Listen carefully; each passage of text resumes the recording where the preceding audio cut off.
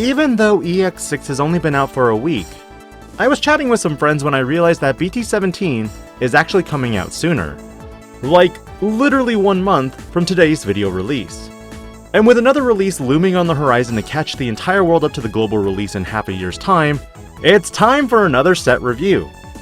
Today's set review episode is heavily focused on all the Adventure 1 cards. Considering BT17 is all about movie releases, this one will focus specifically on 2 of the 3 films that comprise Digimon the movie, including Digimon Adventure and Our War Game. The other 2 films that have some adventure characters will be in the next video. Hold on to your hats because there's a lot of cards and some that even make their first official appearances. As always, if you enjoy this type of content, do consider liking this video, subscribing to the channel, and hitting that notification bell for more future content. Starting with Digimon Adventure, Parrotmon makes its official debut into the Digimon card game. More than 16 core sets and 6 side sets later, this Digimon is finally here. This security Digimon is one of the first with a restrictive effect that if you don't have a Digimon in play, play this card without paying cost. On play and when Digivolving, suspend one of your opponent's Digimon. And finally, it's inheritable as an all turns once per turn effect that is an optional unsuspend when this Digimon deletes an opponent's Digimon in battle. Honestly, one of the more powerful sealed cards even if it's limiting in some ways. Now in the other corner, we of course have one of the secret rares of the set, Greymon. Greymon returns a couple sets later, now power crept to a white card that can Digivolve from red, blue, yellow, or green for a cost of 3. Appropriately, it can Digivolve from a level 3 with Agumon in its name for a cost of 2, placing it in the likes of even black and purple because of its special Digivolution condition. However, in those colors, you'll never be able to make it cost the full 3. When Digivolving, if this Digimon's name is Keramon, it gains plus 3000 DP for the turn. Then delete one of your opponent's Digimon with as much or less DP as this Digimon. How do you get Keramon in the name? It's all turns effect. All turns, this Digimon has all names of level 3 and lower Digimon in the Digivolution cards. Meaning if Keramon is at the bottom, this Digimon is also treated as Keramon. And of course this means that you can utilize the special Digivolution conditions of your Agumon cards to Digivolve on top of this to make a really big Greymon to blow up cards. On deletion, you may play one Tamer card with Tai Kamiya or Kari Kamiya in its name from your hand without paying cost, or hatch an egg in the breeding area. This on deletion effect is also in the inheritable. And while you only get to do one or the other, the fact that Greymon now has ways to promote up new eggs after losing a stack makes it a bit stronger. Is it enough?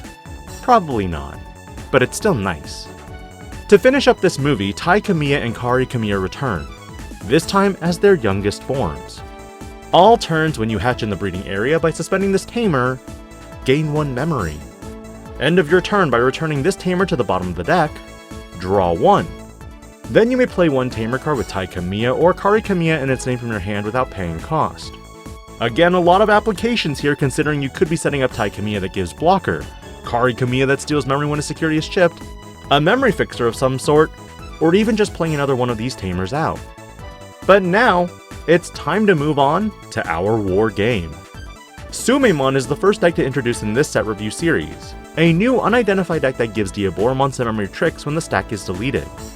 Considering this can delete the main diaboromon stack, most diaboromon card effects from EX6 spawn additional tokens on deletion, meaning you can gain potential memory passing turn then having 2 attackers in the form of tokens. In Steel, this card will have a very limited application considering the stack must have unidentified in its traits. Keramon, while not a searcher, does introduce some new obnoxious counterplay on your opponent's turn, in which when an opponent's Digimon is played or Digivolves, if that Digimon is level 5 or higher, this Digimon may Digivolve an infermon in the hand, ignoring its Digivolution requirements and without paying cost. And the new infermon is devastatingly obnoxious. The inheritable effect for this card is an on-deletion effect that spawns a diaboromon token. Like I said, if you delete the main body, potentially 2 more will spawn or even 3 will take its place. But again, restrictive on sealed. The infermon that I just mentioned has a D-Digivolve 1 effect when Digivolving. So if your opponent does Digivolve into level 5 or worse, an Ace Digimon, if Keramon isn't deleted at resolution of Digivolving, infermon can D-Digivolve it and potentially pass turn. It also makes it so that Digimon with a play cost of 8 or less can't attack players. This can also be a stunner for Ace Digimon. And like EX6 Infermon, D-Digivolves 1 when a diaboromon is played. Fun! Interestingly, the diaboromon has a mixed bag of tricks as well. When digivolving, by placing one Clock of the End from hand or trash as this Digimon's bottom Digivolution card, you may play one diaboromon token without paying cost. Opponent's turn. Once per turn, when one of your opponent's Digimon attacks, you may switch the attack target to one of your Digimon with diaboromon in its name. While not a blocker or gifting blocker like EX6, the redirect isn't terrible. But now shifting to our heroes of the movie, Agumon also returns, but as a rare. This Digimon has a Digivolution from red or blue, or keramon for 0. Start of main. If you have a tamer with Tai Kamiya in its name, return one card with Garurumon, Greymon, or Omnimon in its name from trash to hand. At some point, I hope we get a red Garurumon line because the application of Sora here would be hilarious. This Digimon also has an inheritable that at the end of your turn, lets you end of turn DNA. The first of its kind. Again, extremely limited application and sealed, but a rookie is a rookie. Another rare is going to be wargreymon, and this Digimon can Digivolve for 3 from a red level 5 or any level 5 Digimon with Greymon in its name for a cost of 3. Meaning unlike BT12 wargreymon, this one follows suit with the starter deck and BT14 to even Evo off of Skull Greymon. When this card would be played, if you have a tamer with Tai Kamiya in its name, reduce the play cost by 3. On play and when Digivolving, activate one of the effects below. Number 1, delete one of your opponent's Digimon with 8000 DP or less, or one of your Gabumon may Digivolve into metalgarurumon in the hand, ignoring its Digivolution requirements. Removal? Good. Secondary effect? Not as great in sealed, but great for a Turbo DNA Omnimon deck. The inheritable also allows you to trash the top card of your opponent's security stack if this Digimon has Omnimon in its name. While this card does not raid, the inheritable could be fairly useful. And if you're looking to build budget decks for players, this and having Blitz Omnimon as a reprint from RB1 is honestly nice. Gabumon likewise evos from red or blue and Digivolves from any tsumemon for free. Start of main, if you have a tamer with Matt Ishida in its name, draw 1. This card also sports the same identical inheritable as Agumon. I feel the application here is a little better, considering you can dig for more pieces. metalgarurumon is much like wargreymon with the same cost reductions and Digivolution costs.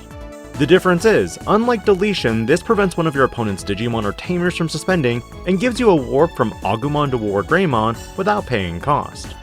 The inheritable allows for an unsuspend when attacking once per turn. Again, not terrible. With Omnimon Ace, this Digimon is the first original Omnimon that has the DNA condition, and specifically from a level 6 Digimon with Greymon and Garurumon in its name. This Digimon has Raid and Blocker, meaning if your opponent attacks, if you're handed a lot of memory, you can blast into this card on top of wargreymon or metalgarurumon, tuck the other, and then block if needed. It's on play and when Digivolving effect, chooses one Digimon and returns that Digimon and all of their Digimon with the same level to the bottom of the deck. Then delete one of their Digimon. If you don't DNA, you'll get to at least delete one Digimon. But bottom decking all Digimon with the same level? Big power move from old times. Lastly, tamer-wise, we get Tai and Matt returning as yet another tamer. All turns, when one of your Digimon is played or Digivolves, by spending this tamer if you have a Digimon with Greymon in its name, gain 1 memory. If you have a Digimon with Garurumon in its name, gain 1 memory. Which means if you can somehow set up this tamer and have a Greymon and Garurumon when you Digivolve, that's a 2 memory gain. I think this card may work well with the old EX support cards for Omnimon Alter S, but the best effect of this card gives your Omnimon the ability to attack a player at the end of your turn. But the only way to bring forth a miracle at the conclusion of this film is Miraculous Ultimate Knight, a brand new option card that requires both a red and blue source. Again, no problem. Considering you have 2 Tai Kamiya and Matt Ishida that fit this color requirement, you're good. Main, you may play one Agumon or Gabumon from hand or trash without paying cost. Then place this card into the battle area. All turns, when one of your level 6 Digimon with Greymon or Garurumon in its name would leave the battle area, delay, DNA into a card with Omnimon in its name from your hand. This delay is very useful in some ways that if your level 6 were to be removed, other than by battle, it resets your board in some ways and gives removal. Security wise, this just lets you play one tamer with Tai Kamiya or Matt Ishida from your hand or trash without paying cost, and add this card to your hand. But the last card for this set review video, of course, goes to the Diaboromon option card, Clock of the End. In security, add this card to your hand, but on your main for 3 memory, play one Diaboromon token without paying cost. Then place this card as the bottom Digivolution card of one of your Diaboromon without Clock of the End in the Digivolution sources. Keep in mind, you cannot place this under a token Diaboromon. Start of your turn, if 4 Clock of the End are placed in your battle area, you win the game. This is a new alternate win condition that the deck offers. The inheritable of this option card is all turns, when this Digimon would leave the battle area by an opponent's effect, by deleting one of your other Diaboromon, prevent it from leaving. End of opponent's turn, the clock is played out from the Digivolution cards into the battle area. Unfortunately, while this is a gimmick that is flavorful and looks back to the movie, the downside of this is that if the option is trashed, the Diaboromon in this set is the only way to retrieve it. But overall, based on the cards I reviewed for today's set review episode, I can't help but feel that the best card of this video goes to the secret rare Greymon, Omnimon Ace, and of course the option card, Miraculous Knight. While some of the new Diaboromon cards do elevate the support, I also think that the alternate win condition is not that easy to pull off. What are your thoughts on BT17 starting out?